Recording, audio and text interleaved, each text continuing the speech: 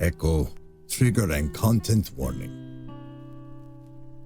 Echo contains themes of an adult nature, including violence, torture, drug usage, and harsh language. Echo can be an emotionally intense experience and may not be for everyone.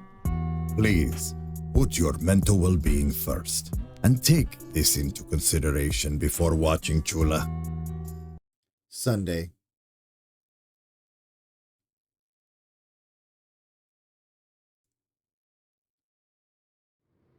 Peyton is a bit of a distance away. To get there, you have to get on Route 93, which Flynn tells me isn't even called that anymore. That would make sense considering how it was impossible to find on the GPS. Anyway, to get to the city, you have to merge from the remnants of 93 onto I-40, which runs straight through the city of Peyton. About 15 minutes from Peyton, we pull over at a rest stop, which sits at a higher elevation than Echo. If you're looking in the right direction, it gives you a great view of the town. I stand outside of the old, run-down restroom, a paw over my eyes, and I stare out over the desert. A distant, hazy view of a group of small buildings huddled together signals where the town is. From this vicarious distance, it looks small and harmless. Hard to imagine all of the things that happened there. All right, how do I use this thing? I look over and see Leo fumbling with the camera, obviously worried that he was going to break it. I walk over and show him how to use it, checking the white balance and exposure myself. I wasn't too good with cameras, but the equipment manager at the university had given me a quick lesson on how to do things. All right, so I want you to zoom out from Echo slowly, and while you do that, I'm going to walk in frame, okay? Yeah, okay. Leo hoists the camera up and looks through the viewfinder, ears perked up and smiling. All right, signal me when you're ready. I adjust the clip-on mic while Leo focuses the camera, then raises his paw, signaling that I should start. I walk into frame, keeping one paw in my pocket and using the other to gesture. I hope I don't look too awkward. I always feel like I do. Echo first began as a settlement in 1852 after James Hendricks discovered gold in a quartz deposit. The town grew quickly in size and, once it began to serve as a junction along Prescott Railway, it reached a peak population of 6,500 in 1877. It was at this point in time that a particular phenomenon of mass hysteria took over. Many say the reason this occurred was due to the discovery of a body within the gold mine and the circumstances surrounding that discovery. While not much is known about this event, what is known is that once it ended, a large portion of the population left Echo. Most of those who left settled in the nearby town of Peyton. However, the town still managed to prosper well enough until the 40s. That's when the government stepped in to shut down the mine, as it became a federal law to divert all mining resources to the war effort. The town's population sharply declined shortly thereafter, and by the 1950s, it had dwindled to approximately 2,000 people. A shutdown of the Prescott Railway in the 1960s, followed by the bypassing of Route 93 by I-40 in 1986, was the final nail in the coffin for the town. By the 90s, the population had dwindled to just 150 people. My goal, however, is to investigate the first event which led to this town's decline and possible demise. What happened in the mine almost 100 What happened in that mine almost 150 years ago? I've come to Echo to try and find out what information, if any, can be gleaned from the events of the past. I'll wait for a few seconds and then look at Leo. That good? Yeah. Don't know how to stop this, though. Here. I walk over and take the heavy camera off Leo's paws. That was pretty good, you know. That was pretty good. You want to be a reporter? Maybe. I'd rather just write than be on camera, though. Yo, Chase! Leo and I look up towards the car, greeted by the sight of a bright white ram's ass hanging out of the back window of Leo's van. I don't really react. I mean, despite being self-conscious about his weight, Carl was pretty shameless about stuff like this. I'd probably seen his naked butt more often than I'd seen Leo's, and that was saying something. Make sure you get a good shot of him. Hey! At that moment, Flynn, who was sitting next to Carl in the back, reaches over and yanks the ram's pants down so that they're hanging around his knees. Even though Carl's pretty quick to pull them back up, I still get a pretty good view of his equally big white balls dangling between his legs. Leo snorts, and I can see Flynn laughing his ass off while Carl punches him in the shoulder. Unfortunately for TJ, who was sitting in the middle row with Jenna, he was looking back at the whole. Unfortunately for TJ, who is sitting in the middle row with Jenna, he was looking back at the time and probably got a much better view than I did. Now he's facing forward, covering his face while Jenna sits next to him, reading a book, looking uninterested. Nearly 21 and he's still doing that, huh? Yeah. It's a little more awkward without, 3 around, though. Or without you 3. Let me read that again. Yeah. It's a little more awkward without you 3 around, though. We head back to the car and I grab the camera back from the passenger seat to put the camera away. Hey, did you see my ass? Saw more than that. Your thing's about the horrors of Echo, right? It'll be a perfect fit. Well, if you could even fit it on the camera. I stashed the camera bag in the footwell before hopping in. Southwest Adventures is an amusement park right in the middle of Peyton. It's decent enough that people come not just from Peyton, but cities up to 100 miles away to vacation here. Because of this, it's usually crowded, and today is no exception. Families and their kids are everywhere. It's a generally nice day, sunny, in the 80s, and it being on a Sunday added to the crowd. I didn't mind, though. The point of this is to hang out with my friends. I don't know about you guys, but I'm starving. Let's get some funnel cakes. Jesus, Carl, we just got here. Hey, I didn't have any breakfast. You had breakfast all right, a blunt with a side of the munchies. No problem. It's no problem. You can do that while I plan out what we're doing. Carl ambles off on his way to the funnel cake stand. I snagged one of the park maps from the entrance and I hand that to Leo. All right. So usually when my family comes here, we go clockwise and hit all the rides.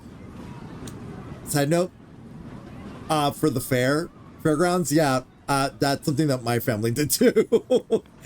I don't know if it's a Latin thing. I don't know if that's a Latin thing because Leo's, the reason why I'm giving him a Latin accent is because I heard that Leo is Latin. So, Latine. So, yeah, anyway. That sounds like a plan. It's pretty crowded today, so we probably won't be able to do everything, but In this order, we'll at least be able to ride Event Horizon. You sure? The line is always so long for that ride.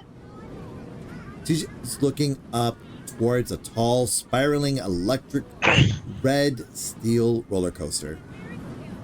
It's definitely the most recognizable landmark in the park.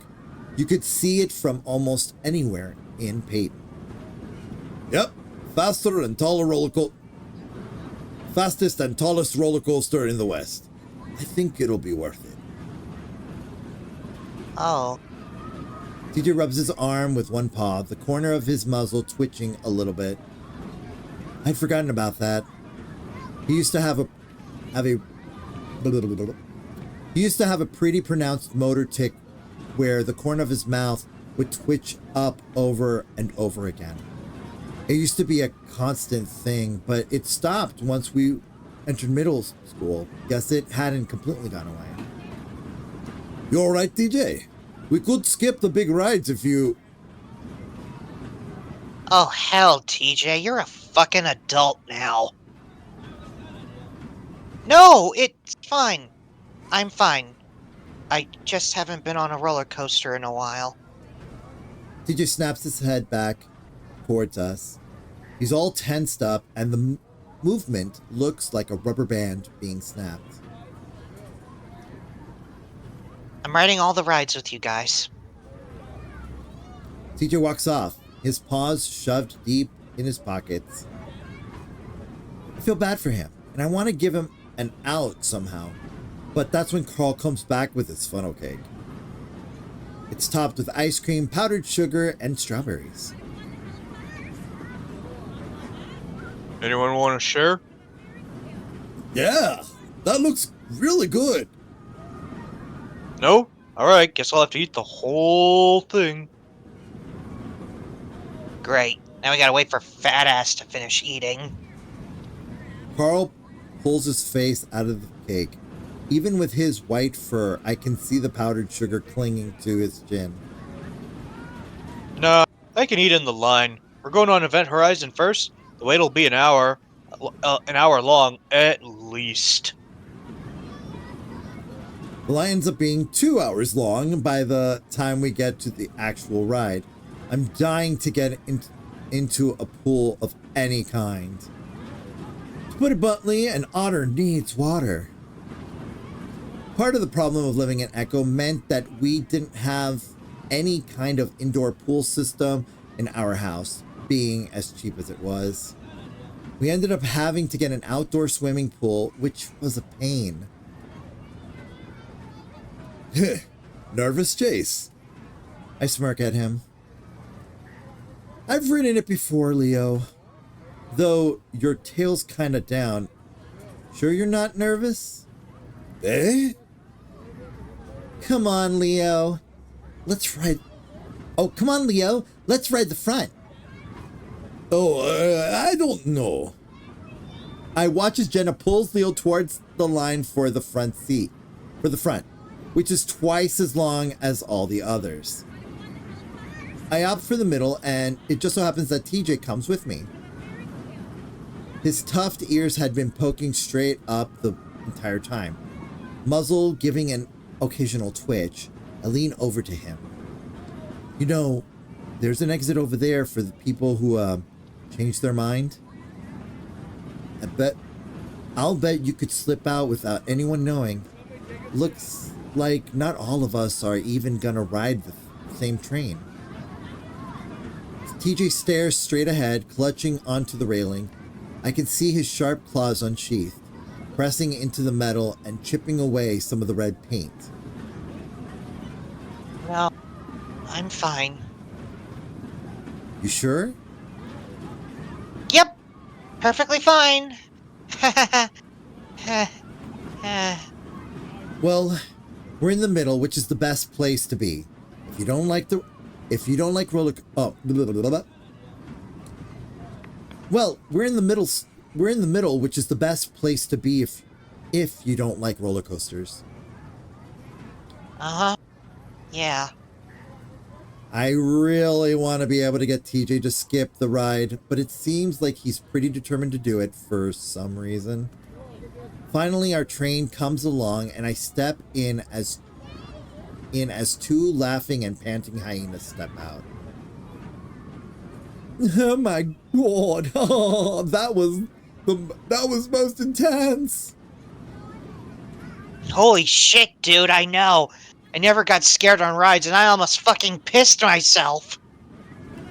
I do a quick check of the seat to make sure there isn't any actual piss before sitting down. I look up and see TJ standing on the edge of the platform, his eyes wide, one foot stuck out to get on. TJ? A bored-looking teenage fox comes to check my lap bar, and I stick out my paw. Hey, wait, TJ, you getting on? The fox goes from looking bored to mildly annoyed. If you're getting on, you need to get on now. We can't hold up the entire ride for you, sir. The exit's that way where other adventures await. People around us are starting to notice. Fortunately, Flynn, who's lined up with Carl towards the back, is paying very close attention, grinning like he knew this was going to happen. Aw, TJ, too scared? Guess you're a pussy after all. Shut up, Flynn. Hey, TJ, when it gets real bad, just say to yourself, at least I'm not gonna die. Oh my god, Carl! No! You don't say that shit! Actually, a few people have. Oh my god, Flynn, that's worse! TJ! Oh no, TJ! I yell up at him, and that seems to jar TJ out of his trance. He almost falls into the car as he stumbles into it, fumbling with his shoulder restraints before the fox attendant sighs and leans down to do it for him. I can see the red on the inside of TJ's ears as he blushes, and I feel my own burn a little from secondhand embarrassment. Now that it's too late, I realize that we shouldn't have started with this ride. We should have started with something smaller to build up his confidence. I'm jolted back as the train moves forward. Oh, gosh. TJ's paw latches out and latches onto my arm. Ah! Oh no. Why am I doing this? I reach out over to try and move his paw from my arm and back onto the handle of his shoulder restraints.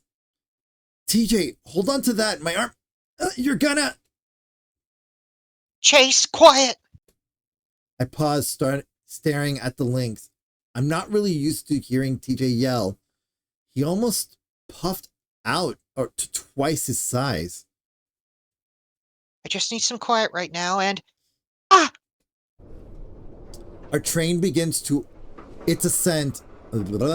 Our train begins its ascent up the first hill, and I can feel TJ's claw pricking through my fur into my skin. He starts mumbling quietly to himself, his eyes closed. TJ, are you praying? He doesn't say anything, and soon we've reached the apex of the climb.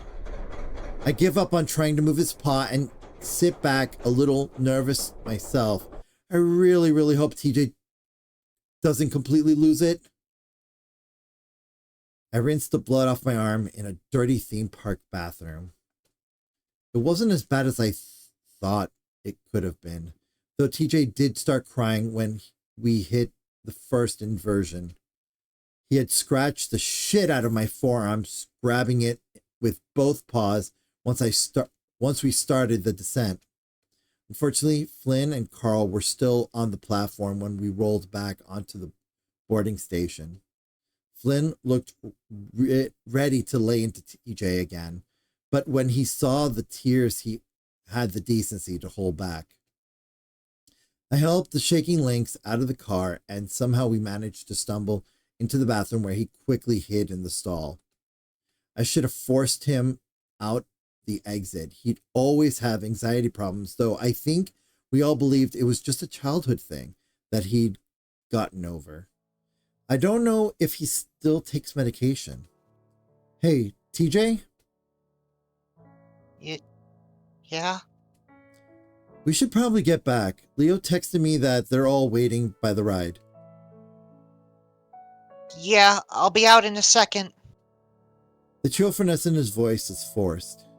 I ignore the weird looks I'm getting from the other people in the bathroom and instead inspect my arm.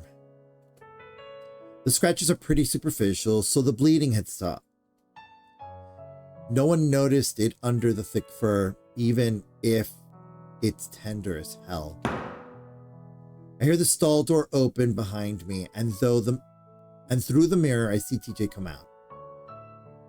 He sees me looking over my arm and his face crumples up again. Chase, I'm sorry. Is it bad?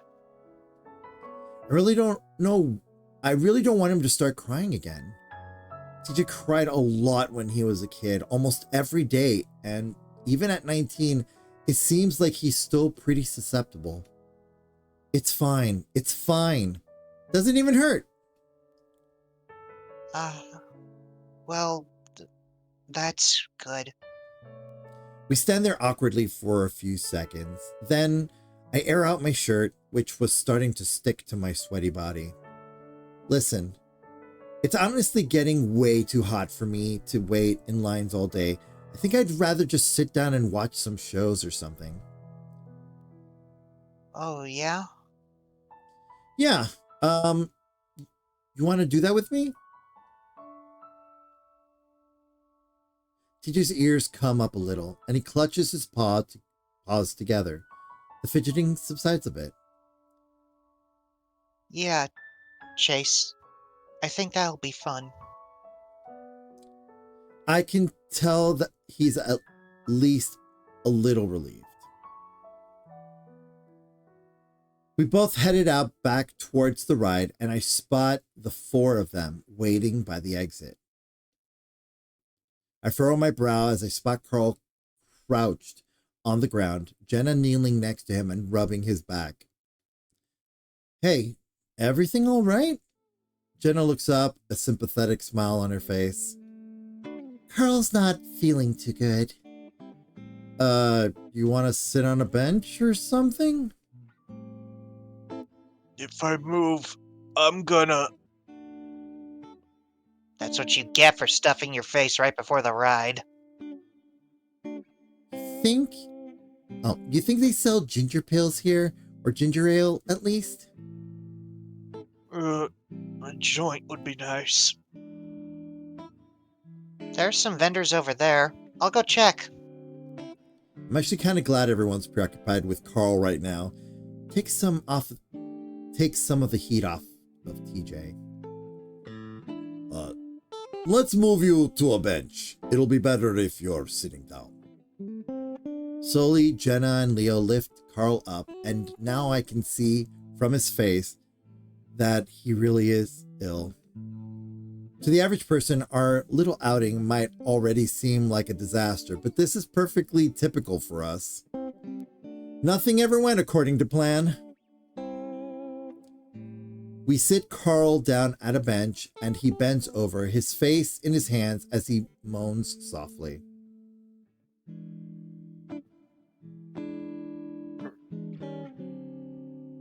That didn't register. Oh. TJ comes back with a medium-sized cup in his paws. He sits next to Carl. No ginger ale, but they did have some lime soda. Carl takes it and sips a bit of it before sitting back and belching. Fuck it. I'm done, guys. What? What are you gonna do all day? Sit there? Actually, me and Chase are going to go see some shows. You can come with us. Ugh. Guys, we're doing this to hang out with each other, remember? I'll leave him. We're wasting time. Flynn turns and walks off, his hands shoved in his pockets, hunched like a stone gargoyle. He definitely looked the part, being a lizard. Damn, that was probably a bit speciesist. Well, we all have our phones. Text us, alright? Sure. Jenna turns and follows Flynn, but Leo hesitates a moment. He looks at me before eventually turning to follow Flynn and Jenna. 5 minutes later, Carl's stomach settles to the point where he's able to get up and walk. At this point, I'm completely wiped out and I just want to sit down. I point out the first stage we see and they agree. I sigh gratefully when I sit down. Hey, before we continue, can you look in config and see if you can turn down the music? I did, and this is okay, but yeah, we're gonna hold on, let me. Oh no, it's not the music, that's sound. There we go. There we go. There. Much better. Okay. Yeah, because that was kind of loud. Yeah. That was kind of loud. I know. The background. Yeah, especially the people talking in the background was driving me nuts with the roller coaster. Anyways, I sigh gratefully when I sit down. You look tired as shit. I crack an eye open to see Carl giving me a sidelong glance. I don't sleep very well in motel beds. I actually woke up around 2? You were gone. Now TJ's looking at me too, and I feel my gut clench for a second. Yeah, I tried to go for a walk down the street, hoped it would help me get tired.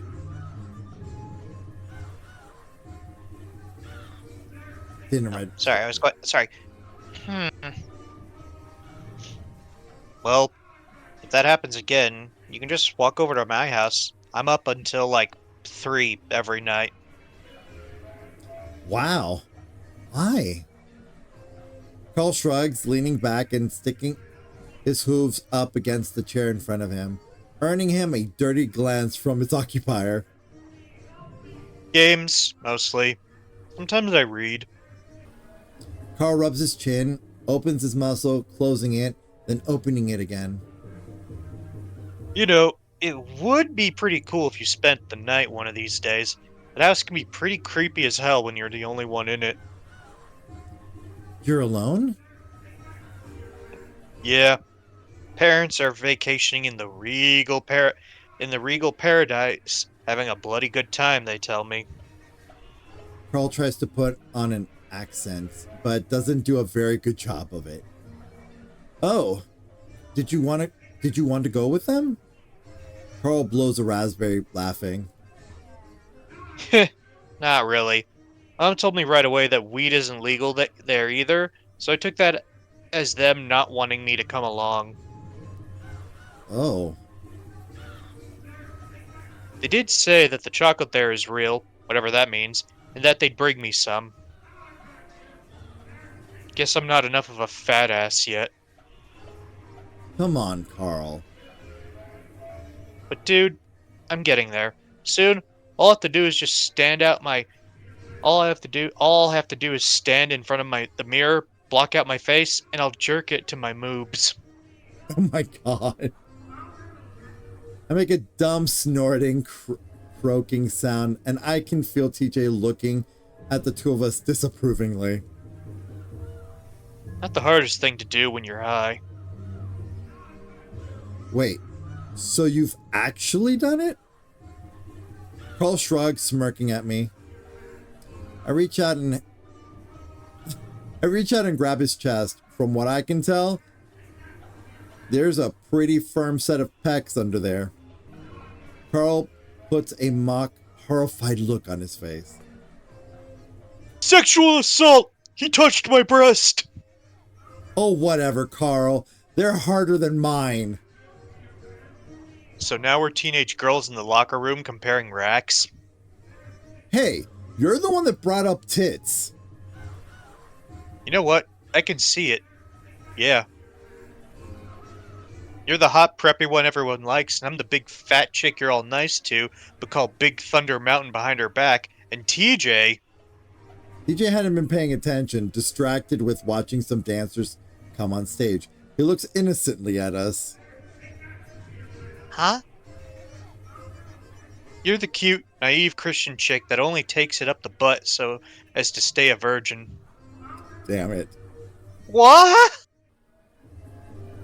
Let me feel your boobies. I want to compare. What in the world are you No! Small but perky. After a few seconds of tussling and Carl getting smacked in the nose by TJ, somebody shushes us from behind and we're forced into silence. The show starts The show starts off with a bunch of mice having a weird sort of hoedown. TJ's really into it and actually starts clapping along. I smile. TJ could definitely be kind of cute sometimes. Carl just rubs his nose and leans back, watching with a smirk, as if the whole thing is a joke to him. At this point, my eyelids were feeling really heavy. At most, I'd gotten maybe 4 hours of sleep last night. I think about leaning my head back, but the back of the seats are pretty low and I'd just end up with my head hanging over the back.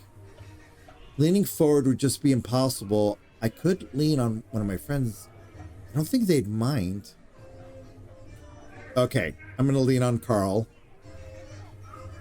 He is very soft. Carl is definitely the better choice. Okay, I did promise I was gonna save, so after every choice, so that's what I was told to do. I'm following instructions. Following instructions here. Okay, Carl is definitely the better choice. Bigger and probably softer. He'd make a nice pillow. Carl, I'm just gonna use you as my bed. Oh? I put my head on his shoulder and close my eyes, feeling the soft, puffy, sleeveless hoodie and his bulky under. Blah, blah, blah. Let me read that again without tripping all over myself because this is just so goddamn wholesome. I put my head on his shoulder and closed my eyes, feeling the soft, puffy, sleeveless hoodie and his bolt under my cheek. Weirdly enough, he was pretty damn sturdy. I expected him to feel like a pillow puff. Damn, Chase. You that tired? Mm-hmm. Well, alright then. I feel him shift and suddenly he's putting an arm across the back of the bench, giving me more support. The gesture makes me feel a little warm. I can feel TJ's eyes on us, but I ignore him, enjoying the position of intimacy. The sounds of the clapping and fiddle starts to drift away as the lack of sleep takes its toll. I feel along the rough edges of rock and dirt. The only thing I can hear is the shower of debris I'm knocking to the ground. The air is stale and I have the vague feeling that I'm suffocating. I keep going. I'm gonna reach the end eventually. Just have to keep moving. I can tell that I'm going down deeper and deeper. The space around me is growing smaller and smaller, and soon I'm hunching so that my head doesn't scrape the ceiling. I hear footsteps, not quite in synchrony with my own. They aren't any kind of footsteps that I've heard before, though. I stop and listen. There's definitely the sound of feet, but not like they're walking. It's like they're stamping down on the ground, making as much noise as possible. This is accompanied by a slapping sound, as if someone is smacking their paws on the ground as well. I imagine a canine toddler still insisting on walking on all fours while throwing a tantrum. It's heavier though, like an adult is doing it. That image makes the nape of my neck prickle, but I'm not scared. It's not long after I've stepped that the noise stops as well. Just 10 feet behind me, I turn, watching the darkness. I knew you'd come back. They always do. My voice sounds clogged, muted, but the rocky walls are just sucking up the sound instead of bouncing them down the tunnel. The stamping starts again, loudly coming towards me, full of speed. Now I can hear sobbing, sniffling, and a strange guttural grunting. It's just feet away. You're only moving in circles. It veers away just as the words leave my mouth, going back the way it came. I stand there a while, listening until I can't hear it anymore. I turn and continue on, feeling the walls again as I make my way lower and lower. The smell hits me right as my paws hit it. Slick and slippery blood coats the walls of my paws, run along like thick oil. It's warm and fresh, and now I know I'm getting close. A voice abruptly echoes down the tunnel. It's not far away at all. You can read that one. I knew you'd come back. They always do. I make my way closer and closer, and now fear pricks my heart. They always do. I hear muffled screams now, as if someone is yelling with their mouth closed. Now the fur is standing up all over my body, but my feet won't stop. I keep going. I'm getting closer and closer. You're only moving in circles. I'm here. It's right in front of me, and now I'm reaching out to it. It's reaching out to touch it. I can't stop. Hey there, rookies. Thanks for watching this week's episode of Terrified Tuesday. If you liked what you saw, please like, comment, and subscribe, as it does help out the channel.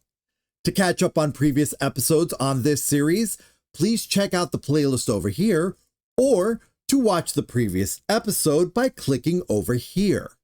And remember that today's adventure may have ended, but your story continues.